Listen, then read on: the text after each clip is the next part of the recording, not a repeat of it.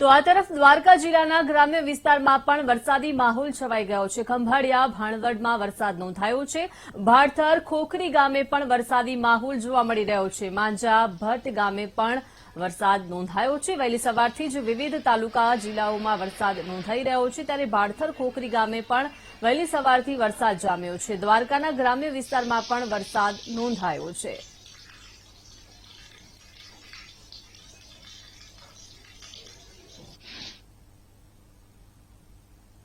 તો આ તરફ દ્વારકાના ભાણવડમાં ધોધમાર વરસાદ ખાબક્યો છે। સવારથી જ ભારે પવન સાથે ધોધમાર વરસાદ નોંધાયો છે।